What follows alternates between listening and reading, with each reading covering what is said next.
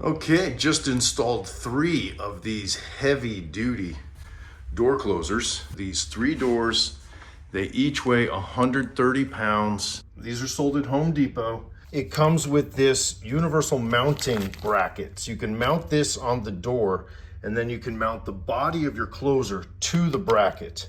There's regular arm installation, top jamb installation, and parallel installation. You want to match the picture of your door. So look at that. There's our hinge, there's our door. So very basically, we're going to mount the body of the closer right here, and the arm gets mounted up here. So once you've chosen the way you're going to mount it, you have to go to the instructions and look up the dimensions where this thing goes. You got to figure out where the body mounts on the door, and then you got to figure out where that arm mounts. So we have a right-hand door. So for a right-hand door, it shows that the 1 and 2 valves are on the left side. So there are the 1 and 2 valves. So that's going to be on the left side. So it's going to mount like that. And we see the model that we have, the UH4062. So for the UH4062, and how far do you want it to open? 100 degrees, 130, 180. Here, we only have to go to 100 degrees. Dimension A is the distance from the hinge pin to that first screw, and they don't have to be perfect. So dimension A is 6 inches. So from the hinge to that line is 6 inches. That's going to be the top corner of my closer. And you don't really need to know much more than that. And you want this thing to go up as high as you can. Don't want it down too low because your arm has to work. From the hinge to here is 6 inches. From here to the first screw of the arm is 5.5 inches. So from the hinge to the first screw, it's going to be 11.5 inches. And see how the arm is bent like that? So that has to go on top. It's not going to go on like that. So if the arm goes on like that, this has 2 screw holes. That first screw hole is going to go 11.5 inches from there to there. So now I've got 4 screws in here just to start with. We'll see how that goes. And there's my mounting hole, and that is 6 inches. Now I've mounted the body. I've got my number 1 and 2 screws facing the hinge like it says. And I just used 2 of the machine screws just to hold it in place so we can test it. See, works. We might have to move it around. Now I put the arm in just with a couple of drywall screws because I might have to move those. And now, you see that's all going to line up just fine. So I can adjust the length of this to get it to open.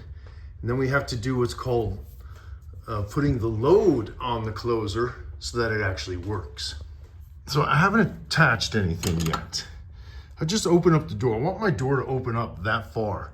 So is this thing going to be far enough? If it were to go on there, that would be far enough. This can be loosened and the arm can be made longer or shorter. We're just going to leave it like that for now. We need to get this onto the closer. Now here's something I do whenever I'm installing it this way. I get this mounted first, the arm, because oftentimes the directions will tell you that this thing needs to be a certain amount of height from a certain distance from the door or a certain distance from the arm, but you don't always know where that arm can be. Like I don't want to put the arm right here and I can't put it here obviously yet. So I had to put it up there. So now I usually just put these bodies as high up on the door as I can securely put them. Sometimes you listen to the directions and it'll tell you to put it down here. But then you get everything together and you find out because you put this bracket down here, now this arm is rubbing against the door when you try to operate it. Get this distance from the hinge to here and then figure out where you have to mount this. And then from there, figure out where your body goes so that the arm will actually operate. Now, many of these closers have various marks and patterns on here, and the instructions will tell you how to do it. It's too complicated for me. I never pay attention to it, and you can't even see it. Here's what you do. Get an adjustable wrench, and you have to figure out which way this thing turns. So for me, see, I can turn it that way, and then when I let go, see how it comes back? So what I have to do is get up and turn this thing, and then once I have it turned so that there's some tension on it, then I want to drop this arm down on it. And sometimes you have to just keep moving it around until that arm can drop down in a position, and then you can test it.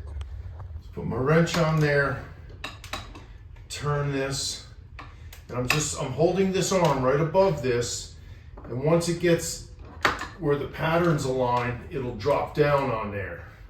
See, now there's a screw that goes on there, but I'm just gonna give it a tap. And now we'll test the door, see that it opens far enough and that it actually closes. They're not gonna open the door more than this. Now let's see if it pulls it closed. And it does. That is great. So I'm gonna put a screw in there. The door went past because we don't have any stop set up on the other side. Once we have the stop set up, then we can adjust how fast and how hard the door closes. Now we can go back in and put some more screws in here, put the rest of the screws in the closer body, the screw on top, and this is set. And they'll give you a main arm screw that has a large washer on it.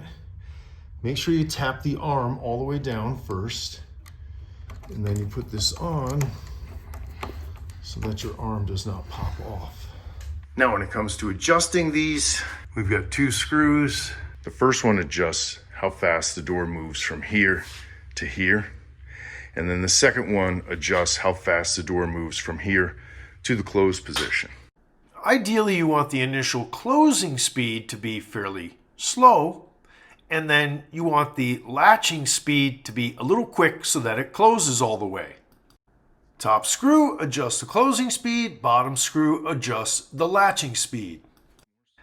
Clockwise makes them move slowly, counterclockwise makes them move quickly. So we want it to latch faster. So we're going to go a quarter turn back on the latching. This is for the end user to do, not me. I'm just setting it up as I would have it. There we go. And these are for soundproofing. So we want that latching speed to be stronger. So I'll go another quarter turn on that latching speed. And let's see. Now it should go faster right now. Boom. Yeah, that's what we want. And lastly, it comes with this nice cover. And you just put a little screw in each end. It comes with a little machine screw.